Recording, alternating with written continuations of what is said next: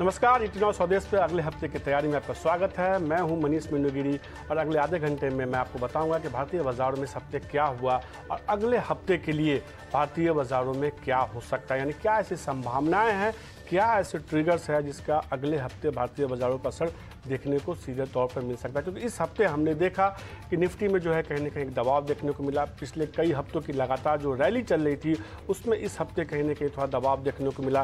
Nifty जो है करीब 0.25% से ज़्यादा की 0.5% से ज़्यादा की गिरावट के साथ बंद हुआ इस हफ्ते। वहीं बैंक निफ्टी इसके उलट एक अच्छी मजबूती दिखा रहा था, उसमें करीब 0.25% की मजबूती देखने को मिली इस पूरे हफ्ते के लिए।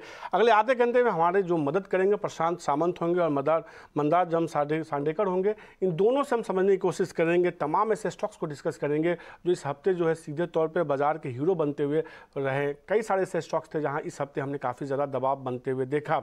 लेकिन ओवरऑल इस हफ्ते अगर केवल इंडेक्स की बात की जाए तो कुछ इंडेक्स ने सरप्राइज़ किया। जैसे रियलिटी इंडेक्स देखिए, वहाँ एक अच्छी मजबूती देखने को मिली इस पूरे हफ्ते में। लेकिन फार्मा इंडेक्स देखिए, वहाँ करीब 3% की गिरावट देखने को मिली। तो कहीं ना कहीं पूरा जो ट्रेंड है इस हफ्ते भारतीय बाजार में एक मिक्स देखने को मिला। चूँकि नतीजों का सीजन जारी है, SBI, ITC जैसे दिग्गज कंपनियों के नतीजे इस हफ्ते में आए हैं और अगले हफ्ते अच्छी बात है कि नतीजों का सीजन धीरे धीरे अब कम होता हुआ जाएगा। कुछ कंपनियां हैं जो बड़ी कंपनियां जिसके नतीजे आने वाले हैं, तो उस पर भी हम खास तौर पे बात करेंगे। लेकिन इस हफ्ते आखिर बाजार में हुआ क्या, निफ्टी ने कैसे, बैंक निफ्टी अपने रिकॉर्ड हाई के आसपास पहुंचा, थोड़ा सा कह सकते हैं कि 0.10 से वो रिकॉर्ड हाई नहीं छू पाया, वहाँ से थोड़ा सा उसके बाद हमने लगातार मुनाफा वसूली देखी बैंक निफ्टी में खास तौर पे। उसके बाद निफ्टी में भी हमने देखा कमोबेश जो है दबाव देखने को मिला। तो उस पूरे हफ्ते बाजार में क्या हुआ ये देखिए, कई अहम लेवल है इस हफ्ते निफ्टी बैंक निफ्टी के जो इस पूरे हफ्ते की चाल बता रहा है। तो कहीं ना कहीं हमने देखा 44,151 तक का जो है हाई बनाता हुआ दिखा, वहाँ से फिर वापस से गिरा। अच्छी बात ये रही कि इस हफ्ते जो है निफ्टी ने जो है किसी भी तरीके से कई बार कोशिश किया 44,000 के ऊपर जाने पे, लेकिन नहीं जा पाया। लेकिन निफ्टी में अच्छी बात ये रही कि निफ्टी 18,000 के करीब पहुंचा, 18,062 का लो बनाया इस हफ्ते में। लेकिन अब इनफैक्ट आज ही बनाया, लेकिन इस हफ्ते 18,000 को नहीं तोड़ा है। लेकिन चिंता की बात यह है कि धीरे धीरे सड़क के निफ्टी नीचे की तरफ आ रहा है। सबसे पहले डिम्पी से समझते हैं कि इस पूरे हफ्ते भारतीय बाजारों में क्या हुआ, कौन से इंडेक्स थे, कौन से सेक्टर्स थे जहां रुझान देखने को मिला। डिम्पी बताइए, इस हफ्ते भारतीय बाजारों का क्या रहा परफॉर्मेंस? रेंज का कारोबार था, इस रेंज का ब्रेकआउट तो नहीं हुआ, लेकिन हाँ मार्केट ने 2 बजे के बाद काफी अच्छी रिकवरी जरूर दिखाई है। आज का सिर्फ बिजनेस अगर आप चेक करेंगे तो अडानी ग्रुप की जो खबर आई है रिपोर्ट को लेकर, जिसमें कोई फाइनेंशियल मैनिपुलेशन की बात नहीं है, प्राइस मैनिपुलेशन की बात नहीं है, उसके बाद से बाजार का मूड भी सुधरा और अडानी ग्रुप के शेयर्स का मूड भी सुधरा है और सभी के सभी बकायदा डेज हाई पे जाके क्लोज हुए हैं। हालांकि मैं आपको पूरे हफ्ते भर का बाजार का भी लेखा जोखा आपके सामने रख देता हूं। इस पूरे हफ्ते के अंदर अगर आप देखेंगे तो निफ्टी का YTD यानी कि हफ्ते का रुझान ऑलमोस्ट फ्लैट टू नेगेटिव था, करीब 0.5% के आसपास इंडेक्स करेक्ट हुआ है। ये तो आज मार्केट के अंदर है जो थोड़ा बहुत आप गेंस वापस देख पा रहे हैं, नहीं तो मार्केट थोड़ा ही बहुत नैरो रेंज के अंदर आ गया था। इसके अलावा मिड कैप इंडेक्सेस के अंदर भी फ्लैट रुझान है और साथ ही स्मॉल कैप देखेंगे तो वो करीब 0.25% के आसपास बढ़ता हुआ दिखा है, यानी कि ब्रॉडर इंडाइसिस कुछ प्लस और कुछ माइनस की वजह से ऑलमोस्ट रेंज में थे।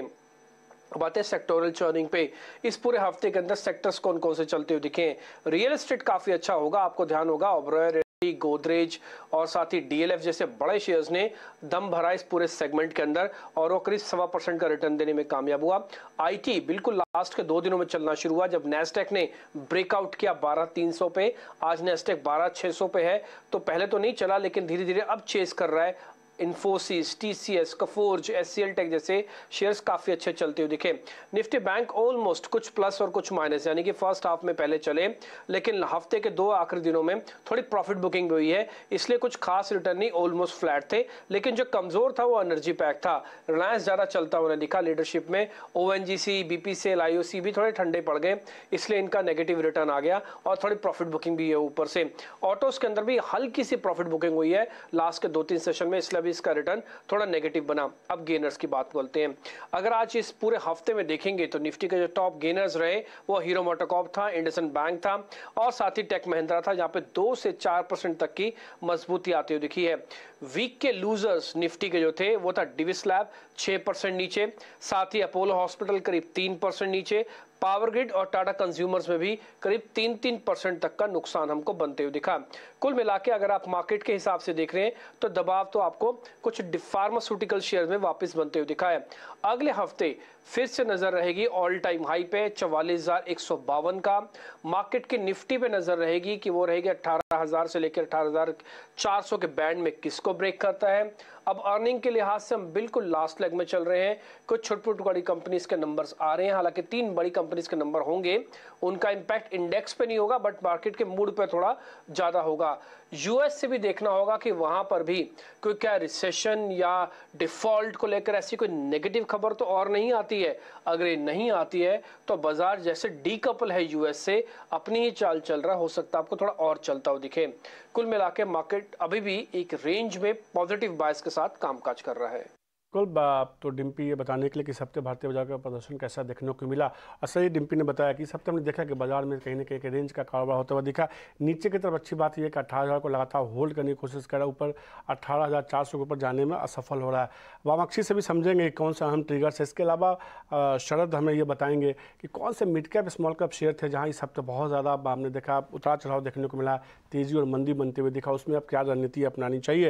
लेकिन अब प्रशांत और मंदार से बात करने का समय शुरू हो चुका है। जिस तरह से हमने देखा इस हफ्ते खासतौर पे कि जैसे तैसे कह सकते हैं रिकॉर्ड बनते बनते रह गया बैंक निफ्टी में अपना। मंदार, क्या लगता है कि अगले हफ्ते बैंक निफ्टी में थोड़ी फिर से मजबूती थोड़ी बनती हुई दिखेगी या वापस से प्रॉफिट बुकिंग का दौर दिखेगा आपको? क्या टारगेट मान के चल रहे हैं, मतलब कह सकते हैं कि रेजिस्टेंस कहाँ दिख रहा है आपको, सपोर्ट क्या दिख रहा है?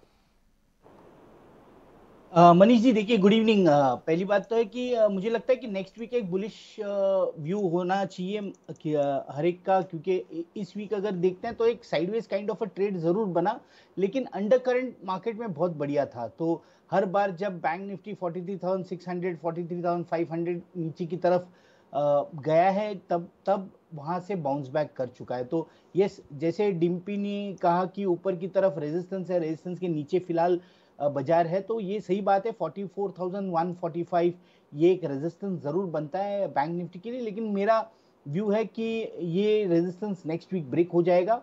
और ये दो रीजन है उसके पीछे। एक तो डोमेस्टिक फ्रंट पे अर्निंग्स पॉजिटिव है फाइनेंशियल्स बैंकिंग स्टॉक्स के, प्लस नेक्स्ट वीक तक हमें मुझे लगता है कि यूएस में जो डेट सीलिंग पे जो अनसर्टेनिटी बनी हुई थी उस पर भी क्लैरिटी आ जाएगी। तो ये दोनों चीजें पॉजिटिव हो सकती हैं। और एक बार 44,145 का लेवल ब्रेक होता है बैंक निफ्टी के लिए, तो मुझे लगता है 45,500 46,000 ये लेवल्स ओपन अप हो जाएंगे। तो उसके लिए एम करना चाहिए, लेकिन ये बात जरूर है कि रेजिस्टेंस ब्रेक होने की राह दिखनी है।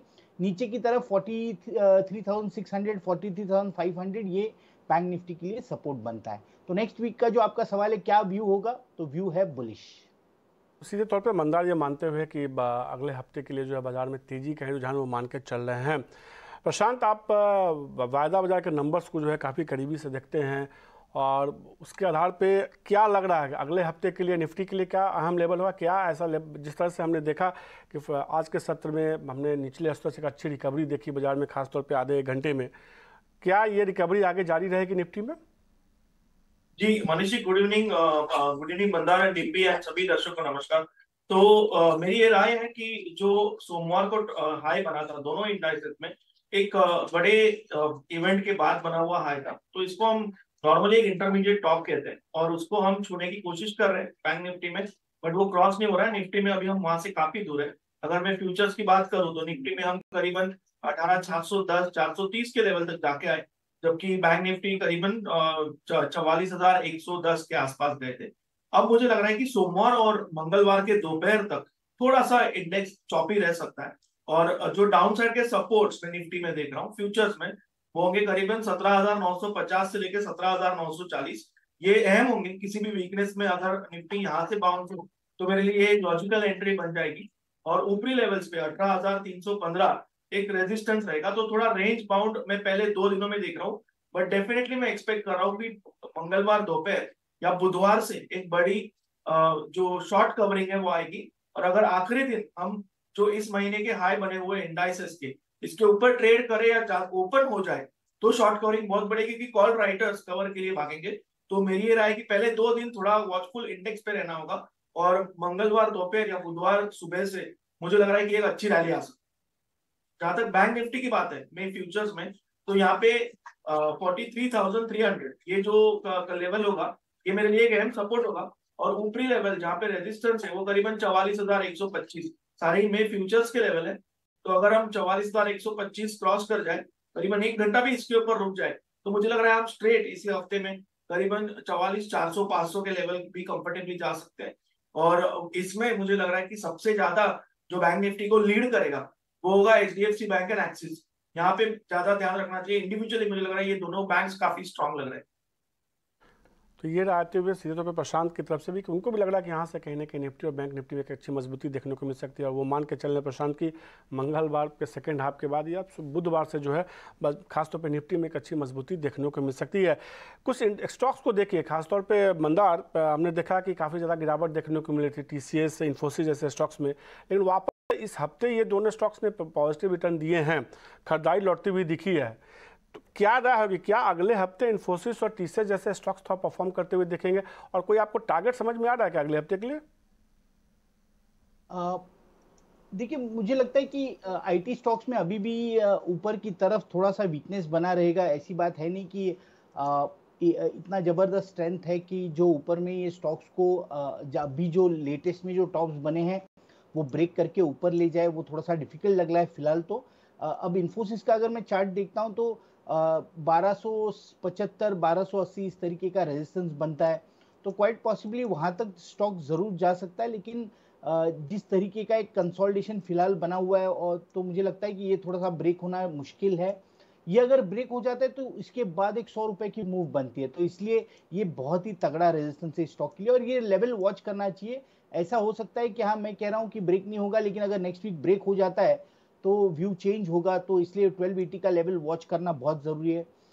उसी समय पे TCS की अगर बात करते हैं तो ये 3200 का लेवल सपोर्ट के तौर पे बहुत पॉजिटिव है, लेकिन ऊपर की तरफ 3240 ये एक रेजिस्टेंस बनता है, तो ये लेवल जरूर वॉच करना है। ये अगर ब्रेक होता है तो ये एक 30 से 40 रुपए का अपसाइड इस स्टॉक में जरूर बन सकता है। लेकिन मुझे लगता है कि आईटी स्टॉक्स में अभी भी उस तरीके का जो सस्टेन्ड एक बाइंग चाहिए जो स्टॉक्स को ऊपर ले जा पाए, वो मिसिंग है फिलहाल। तो मंदार ये मानना है कि अभी दोनों शेयर जो है रेजिस्टेंस के आसपास ही कारोबार कर रहा है, तो बहुत ज़्यादा यहाँ से मजबूती देखने को मिल सकती है, नहीं मिल सकती है। एक स्टॉक देखिए, इस हफ्ते हमने देखा प्रशांत की एक अच्छी मजबूती दिखाई, DLF में हमने सबसे अच्छा मजबूती देखी इस हफ्ते और करीब 7-8% की मजबूती होते हुआ दिखा।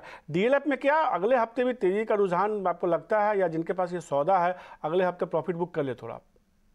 मनीष जी, मेरे हिसाब से हम करीबन 470 के ऊपर स्पॉट में क्लोज हुए, 472।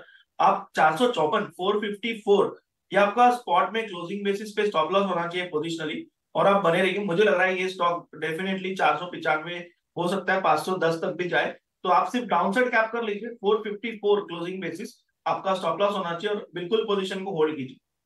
सीधे तौर पर DLF में होल्ड करने के सलाह और भी मजबूती देखने को मिल सकती है। एक स्टॉक और देखिए मंदार, हमने देखा डीवीज लैब में इस हफ्ते काफ़ी ज़्यादा गिरावट देखने को मिली, और सबसे बड़ी बात है कि फार्मा इंडेक्स भी इस बार सबसे ज़्यादा कह सकते हैं कि कमज़ोर हुआ, 10% की डीवीज लैब में गिरावट देखने को मिली। अगले हफ्ते जो इसके नतीजे आने वाले हैं, तो डीवीज लैब पर क्या राय होगी आपकी? देखिए, अभी भी डीवीज में वीकनेस ही है लग रहा है, क्योंकि एक इम्पॉर्टेंट सपोर्ट था वो ब्रेक किया हुआ है स्टॉक ने। आज 31-32 का ये लेवल था, तो 31-32 के नीचे जब तक ट्रेड करता है तब तक वीकनेस बना रहेगा। शायद अब जो अर्निंग्स हैं वो प्राइस शायद अभी से डिस्काउंट करना शुरू कर दिया है कि अर्निंग्स में मार्केट को अगर इतना कॉन्फिडेंस नहीं आता हो तो उस तरीके का व्यू शायद मार्केट ने बना लिया, और इसलिए प्राइस में हमें एक डाउनटिक देखने को मिल रहा है। अब नीचे की तरफ जो एक बढ़िया सपोर्ट बनता है वो 2940 2950 के लेवल्स पे, तो वहां तक मुझे लगता है वीकनेस बनेगा, शायद वहां से टर्न भी कर सकता है। लेकिन जो फिलहाल जो सपोर्ट ब्रेक हुआ है, तो मुझे लगता है कि एक और 100-150 पॉइंट का डाउनटिक इस स्टॉक में देखने को मिल सकता है। तो ये डीवीज लैब पे आ रहा है, तो कल यानी कि शनिवार को जो इसके नतीजे आने वाले हैं, तो देखना होगा कि शेयर में उसके बाद मंडे को कैसा रिएक्ट करता है, नतीजों पर हमारी भी नज़र होगी। लेकिन कई सारे स्टॉक्स हैं इस हफ्ते जहां हमने देखा कि अच्छी मजबूती देखने को मिली। खासतौर पे कह सकते हैं कि छोटे मझोले शेयरों में ऐसे शेयर थे जहां पे इस हफ्ते काफ़ी ज़्यादा रुझान देखने को मिला। क्रेडिट एक्सेस ग्रामीण जैसे स्टॉक्स देखिए 18% की मजबूती इस हफ्ते में देखने को मिली। अंबा इंटरप्राइजेज, अरबिंद लिमिटेड जैसे स्टॉक्स थे जो इस हफ्ते काफ़ी अच्छी मजबूती दिखा रहे थे। छोटे मझोले से शेयर हैं ये सब, जिसमें कि कि लगातार खरीदारी का रुझान बना हुआ है। अंबर इंटरप्राइजेज देखिए करीब 14% की मजबूती देखने को मिली। इसके अलावा अरविंद लिमिटेड देखिए वहाँ 14-15% की मजबूती देखने को मिली। रेप्रो इंडिया एक ऐसा शेयर है जिसमें इस हफ्ते हमने करीब 45 से 46% की मजबूती देखी। इस हफ्ते वो कौन से स्टॉक्स थे छोटे मझोले जहां एक अच्छी मजबूती देखने को मिली और कौन से थे जो जहां सबसे ज़्यादा गिरावट देखने को मिली, बता रहे हमारे सहयोगी शरद दुबे से समझने की कोशिश करते हैं। शरद, ये कौन से स्टॉक्स है जिसको आपने फिल्टर किया है जिसमें बहुत ज़्यादा गिरावट या बहुत ज़्यादा तेज़ी देखने को मिली है? जी बिल्कुल, इस हफ्ते जो है निफ्टी 500 इंडेक्स से टॉप गेनर्स की बात करते हैं तो सबसे पहला लिस्ट में आता है क्रेडिट एक्सिस ग्रामीण। स्टॉक में लगभग 18% का उछाल देखने मिला और चौथे तिमाही के नतीजे में भी जो है बहुत अच्छी स्ट्रेंथ देखने मिली और मैनेजमेंट की गाइडेंस भी अच्छी आई थी। इसके अलावा एम्बर एंटरप्राइजेस के भी अच्छे नतीजे आए थे और स्टॉक जो है लगभग 16% का इजाफा दिया था। अब याद रखिए जो बेनिफिट आ रही है PLI स्कीम की, इसमें भी जो है एम्बर एंटरप्राइजेस जो है पार्टिसिपेट करने वाले हैं हार्डवेयर मैन्युफैक्चरिंग के लेके। इसके अलावा रेस्टोरेंट्स ब्रांड्स एशिया के बारे में बात करें तो नतीजे थे overall good set of numbers देखने मिले थे, लेकिन इंपॉर्टेंट खबर ये भी है कि उनके जो एस इन्वेस्टर्स हैं, उनके बड़े प्राइवेट इक्विटी इन्वेस्टर, वो लगभग जो है अपनी स्टेक बेच सकते हैं, ये भी रिपोर्ट्स आ रही है। पॉलीप्लेक्स भी फोकस पे रहेगा जहां पे one of the top gainers रहा है तानला प्लेटफॉर्म के साथ। ये दोनों स्टॉक्स लगभग 11 से लेकर 12% का उछाल देखने मिला है। अगर बात करें निफ्टी 500 के इंडेक्स के लूजर्स के तो टॉप लूजर हुआ है ग्लैंड फार्मा और उनके जो चौथे तिमाही के नतीजे हैं वो लगातार जो है वीक नंबर्स दिखाए हैं और 6 क्वार्टर से ये प्रेशर देखने मिला और HNI सेलिंग भी देखने मिला स्टॉक में और ग्लैंड फार्मा 22% गिरा है। इसके अलावा अदानी ग्रुप ऑफ स्टॉक्स भी रहेंगे फोकस में, Adani total gas, Adani transmission, यहाँ पे 11 से लेकर 16% तक का गिरावट देखने मिला और वॉलेटिलिटी रही। लेकिन याद रखिए सुप्रीम कोर्ट की कमेटी ने जो है इंपॉर्टेंट अनाउंसमेंट किया था कि प्रीमा फेसी कोई प्रॉब्लम्स जो है रिपोर्ट में नहीं देखने मिले हैं कंपनी के फंक्शनिंग में। और जब रिपोर्ट्स आए थे, स्टार्ट हुई थी, तब से लेके अभी तक रिटेल निवेशक का जो स्टेक है कंपनी में बढ़ा है। इसके अलावा एंजल वन में जो है लगभग 9% का गिरावट देखने मिला है। आपका ऑफकोर्स याद रखिए SIP आंकड़े भी थोड़े सुस्त हुए हैं, 2 मंथ लो पे आए हैं। एक्टिव यूज़र क्लाइंट एक्विजिशन लगातार 10वें महीने गिरा है। और अगर बात करें तो ओवरऑल जो है थोड़ी सी कैश मार्केट में भी जो है वॉल्यूम्स कम हुई है, तो इसके कारण ब्रोकिंग हाउसेस के चौथे तिमाही के नतीजे थोड़े से म्यूटेड ज़रूर है। और मेट्रोपोलिस हेल्थ केयर भी जो है वीक सेट ऑफ नंबर्स लाके लगभग 9% का गिरावट इस हफ्ते में देखने मिला। शुक्रिया आप शरद भाई ये तमाम जानकारी बताने के लिए। मंदार, जिन स्टॉक्स की बात की खासतौर पर तेजी वाले स्टॉक्स एक बार फिर से दिखाइए। Credit access Grameen, Amber enterprises, restaurant brand Asia, Polyplex, Tanla जैसे स्टॉक्स हैं जहां अच्छी मजबूती देखने को मिली। मंदार, इसमें से कोई शेयर आपको पसंद आता है अगले हफ्ते के लिए और क्या कोई ऐसा शेयर आपकी नज़र में है जिसमें से प्रॉफिट बुक कर लेना चाहिए? देखिए ये सारे स्टॉक्स है ना भाग चुके हैं। अब ये सारे स्टॉक्स में जब देखता हूं तो इसमें से एक स्टॉक है कि जिसमें शायद मोमेंटम कंटिन्यू हो सकता है और वो मुझे अरविंद लगता है। अरविंद के केस में लॉन्ग टर्म जो फॉर्मेशन है वो बहुत बढ़िया लगता है और एक यानी अगर सारे अगर ऑल टाइम हाई से लेके अब तक के अगर टॉप ज्वाइन करके हम अगर ट्रेंड लाइन एक प्लॉट कर देते हैं तो वो लेवल एक बनती है 115-116 के लेवल पे, तो वो रेजिस्टेंस ब्रेक करके इस हफ्ते ये स्टॉक ऊपर चला है। तो एक मीडियम टर्म व्यू से इस स्टॉक में एक फ्रेश बाय जरूर बन सकता है। इसमें जो स्टॉप लॉस होगा वो 107-108 के लेवल पे स्टॉप लॉस बनेगा और अगर 6 महीने से 1 साल का अगर व्यू रखते हैं तो इसमें मुझे लगता है ऊपर में 155-160 तक का टारगेट बन सकता है। अब बाकी के जो स्टॉक्स जैसे हमने डिस्कस किए कि पहला एक तो रेप्रो भी हमने देखा कि 420 से स्टॉक 620 तक चला। तो इस तरीके का रिटर्न जब भी कोई स्टॉक जनरेट कर देता है तब आंख बंद करके प्रॉफिट बुकिंग करना है और आपने 100% भी नहीं किया तो कम से कम 50% तो प्रॉफिट बुकिंग करना ही करना है, क्योंकि इस तरीके का रिटर्न एक हफ्ते में अगर मिलता हो तो कोई भी इंटेलिजेंट आदमी प्रॉफिट बुकिंग जरूर करेगा। दूसरा जो स्टॉक था क्रेडिट एक्सेस, उस केस में भी इसी तरीके का हमने एक मूव देखा, 1050 से लेके 1215 तक का एक अप मूव इस हफ्ते हुआ। अब क्वाइट पॉसिबली इसमें मूव जो है कंटिन्यू हो सकता है, लेकिन मुझे लगता है कि थोड़ा सा इसमें करेक्शन देखने को मिलेगा। इसमें अगर ये स्टॉक 1150 तक करेक्ट कर लेता है तो वहां पे एक फ्रेश पोजीशन बना सकते हैं। 1100 का स्टॉप लॉस होगा और ऊपर में इसमें भी 1 साल का अगर व्यू रखते हैं तो अपसाइड जो है वो 1350 से 1400 तक की बन सकती है। तो क्रेडिट एक्सेस में 11 से 45 अगर आपके पास है पोर्टफोलियो में तो एक स्टॉप लॉस लगा के शेयर को होल्ड कर सकते हैं। चाहे तो क्रेडिट एक्सेस में जो है रेप्रो इंडिया जैसे स्टॉक्स में काफ़ी ज़्यादा तेज़ी देखने को मिली है तो इसमें मुनाफा वसूली कर सकते हैं। एक शेयर देखिए प्रशांत, खासतौर पे 2 शेयर फटाफट जवाब बताइए। शक्ति पंप्स, हमने देखा कि IMD के फॉरकास्ट आई कि थोड़ा डिले हो रहा है 1-2 दिनों का, हमने देखा कि ये कंपनी जो है शक्ति पंप्स इरिगेशन जुड़ी हुई है, 7 दिनों में 27% की अच्छी मजबूती देखने को मिली। इसके अलावा दूसरी कंपनी और देखिए दूसरे सेगमेंट की ई मुद्रा, यहाँ भी कंपनी 18 से 19% की मजबूती देखी इस हफ्ते। ये दोनों ट्रेडर फ्रेंडली स्टॉक्स हैं। खासतौर पे क्या राय होगी ई मुद्रा पे और शक्ति पंप्स पे? शक्ति पंप में मुझे लग रहा है कि प्रॉफिट बांध लेना चाहिए। करीबन अभी 542 पे बंद हुआ है। आप ज्यादा से ज्यादा ट्रेड करो 530 से, यानी काफी नजदीक, और 530 अगर ब्रेक होता है तो आपको प्रॉफिट बांध लेना होगा। और ई मुद्रा की जहां तक बात कर रहा हूँ तो यहाँ मुझे लगता है आप बने रह सकते हैं। करीबन 401 पे हम क्लोज हुए। आप ट्रेडिंग स्टॉप लॉस रखिए करीबन 385 पे और होल्ड कीजिए पोजीशन। यहाँ मुझे लगता है और भी अपसाइड बन सकती है। वॉल्यूम्स बढ़ते जा रहे हैं तो इंक्रीजिंग वॉल्यूम विद प्राइस एक बहुत अच्छा इंडिकेशन होता है, तो बिल्कुल इसमें बने रह सकते हैं। बट जो दूसरा स्टॉक था शक्ति पंप्स, वहां पे प्रॉफिट बांध लेना चाहिए। तो ये मुद्रा एक ऐसा शेयर है जिसमें कि अभी भी चाहे तो तेजी मजबूती देखने को मिल सकती है, लेकिन शक्ति पंप में सीधे तौर पे ये कह रहे हैं प्रशांत की निकल जाइए, प्रॉफिट बुक कर लिए। तो सोमवार के सत्र में चाहे तो आप शेयर में अगर आपके पोर्टफोलियो में थोड़ा प्रॉफिट बुक कर सकते हैं अगर आपने इस तेजी का फ़ायदा उठाया है तो। लेकिन अगले हफ्ते कई सारे ट्रिगर्स हैं, कई कंपनियों के नतीजे भी आने वाले हैं, उसका असर देखने को मिलेगा। BPCL, हिंडाल्को जैसी कंपनियों के नतीजे, इसके अलावा ग्रासिम के नतीजे है, सन फार्मा के नतीजे हैं। इसके अलावा और कौन से अहम ट्रिगर्स है अगले हफ्ते के लिए बताने के लिए वामाक्षी जुड़ चुके हैं। अगले हफ्ते के लिए कौन से और बड़े ट्रिगर्स है वामाक्षी?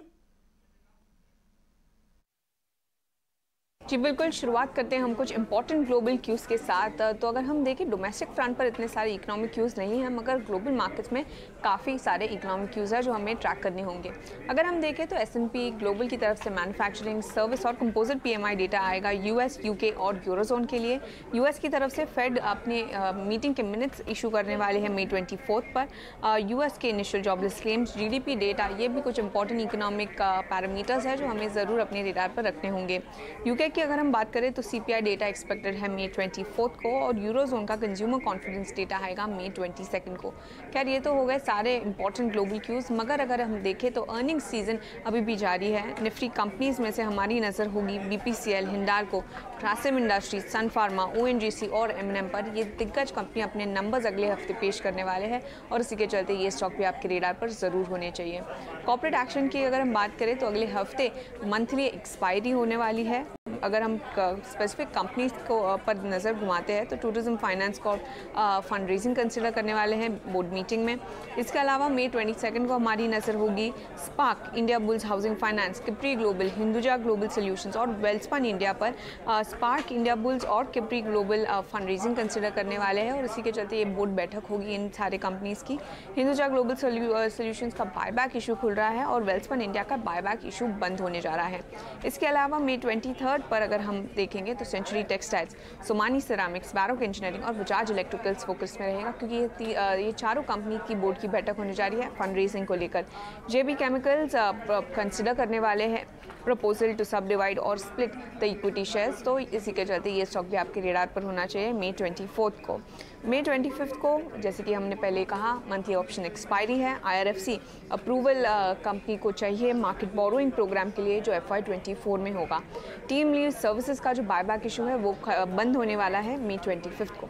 आखिर में हम फोकस करेंगे TCPL पैकेजिंग May 26 को क्योंकि तभी कंपनी कंसिडर करने वाली है amalgamation of TCPL inno films private limited जो उनकी एक होली ओन सब्सिडरी है TCPL पैकेजिंग लिमिटेड के साथ। तो लार्जली ये थे सारे इंपॉर्टेंट क्यूज जो आपके रेडार पर होने चाहिए अगले हफ्ते के ट्रेडिंग सेशन के लिए। तो ये कुछ अहम ट्रिगर्स है अगले हफ्ते के लिए जिस पे नज़र रखनी चाहिए और तमाम जो नतीजे हैं सबसे पहले आप इंडिया नाउ स्वदेश पे ही देख सकते हैं। अब कई सारे स्टॉक्स की हमने चर्चा की है, कई सारे शेयरों पे जो है अलग से राय दी है मंदार और प्रशांत ने, लेकिन हम उससे ये समझने की कोशिश करते हैं क्या उनकी तरफ से कुछ ऐसे स्टॉक्स हैं जिसमें कि रिटर्न बेहतर देखने को मिल सकता है इन्वेस्टमेंट अगर किया जाए तो। बात करते हैं कुछ VIP स्टॉक्स की। आप मंदार, आपकी तरफ से कौन से VIP स्टॉक्स होंगे? देखिए दो स्टॉक्स है, पहला तो है मरीन इलेक्ट्रिकल। इस स्टॉक में दो इंटरेस्टिंग फॉर्मेशन है। पहले तो शॉर्ट टर्म चार्ट पे एक कंसोलिडेशन बाद आज ही के दिन 4950 का रेजिस्टेंस ब्रेक करके ये स्टॉक ऊपर चला है, तो ये एक फ्रेश इन्विटेशन बनता है। प्लस अगर मैं इसका थोड़ा सा लंबे अरसे का चार्ट देखता हूँ तो एक यही जो लेवल है 46 और 49 वाला, ये पिछले 1-1.5 साल से रेजिस्टेंस बना हुआ तो वो ब्रेक करके ऊपर चला है। तो मुझे लगता है कि एक इंटरेस्टिंग बाय होगा जिसमें स्टॉप लॉस 47 का होगा और अपसाइड टारगेट जो है शॉर्ट टर्म का 61 का होगा। और थोड़ा सा लंबे अरसे के लिए अगर होल्ड करते हैं तो मुझे लगता है इसमें टारगेट 85 टू 90 का भी हो सकता है। और दूसरा जो स्टॉक है वो अडानी पोर्ट्स है। अडानी पोर्ट्स में हमने देखा कि लास्ट वीक एक अपटिक देखने को मिल रहा था, लेकिन इस हफ्ते स्टॉक फिजल आउट कर दिया वो मूव, और आज के दिन वो पूरा रिवर्स हो गया। तो मुझे लगता है इसमें नेक्स्ट वीक हमें शॉर्ट कवरिंग देखने को मिल सकता है। तो इसमें एक बाय बनेगा, स्टॉप लॉस 655 का होगा और अपसाइड जो है वो 750 का होगा। की तरफ से ये दो शेयर आते हैं। मंदार, पहला स्टॉक आपने कौन सा बताया था? Marine electrical. मरीन इलेक्ट्रिकल से ये दो शेयर खरीदारी करने की सलाह दी है मंदार की तरफ से। प्रशांत, आपके तरफ से कौन से दो शेयर्स होंगे? जी मनीष जी, एक स्टॉक जो डेफिनेटली मुझे लग रहा है अच्छे लेवल पे आया है वो है हेवल्स। और यहाँ पे मैं स्पॉट में 1230 1230 क्लोजिंग बेसिस स्टॉप लॉस रखूंगा। मेरे टारगेट होंगे 1295 से लेके 1325। सो मुझे लग रहा है ये एक अच्छी मूव के लिए तैयार है। ये मेरा फर्स्ट पिक होगा। नेक्स्ट पिक होगा टाटा मोटर्स। यहाँ पे हर डिप पे खरीदारी की जा सकती है। 504 स्पॉट में क्लोजिंग बेसिस आपका स्टॉप लॉस होना चाहिए। जब तक 504 के नीचे क्लोज ना हो बिल्कुल पोजीशन होल्ड कीजिए और हर डिप ऐड कीजिए। मुझे लग रहा है ये नेक्स्ट लेवल यानी करीबन 550 से लेके 570 इस जोन के लिए तैयार हो रहा है। तो ऑटो सेक्टर ऑलरेडी स्ट्रांग है, तो उसी के साथ मेरा एक पिक रहेगा टाटा मोटर्स और नेक्स्ट पिक हेवल्स होगा। तो टाटा मोटर्स और हेवल्स में खरीदारी की सलाह दे रहे हैं प्रशांत। टाटा मोटर्स में आपको 550 रुपये का लक्ष्य रखना होगा, स्टॉप लॉस 504 रुपये होगा। इसके अलावा हेवल्स को खरीदारी करने की सलाह दे रहे हैं अगले हफ्ते के लिए। उनको लगता है कि यहाँ 1295 रुपये के लक्ष्य के साथ खरीदारी करके चल सकते हैं। 1230 रुपये का आपको इसमें स्टॉप लॉस लगाना होगा। प्रशांत और मंदार, इतना स्वदेश को समय देने के लिए शुक्रिया। अगले हफ्ते की तैयारी में कई सारे शेयरों पे हमने चर्चा की। कम से कम समय में हमने कोशिश की कि ज़्यादा से ज़्यादा शेयरों पे चर्चा की जाए। तो आज के लिए इतना ही। अगले हफ्ते की तैयारी में मुझे दीजिए इजाज़त। नमस्कार।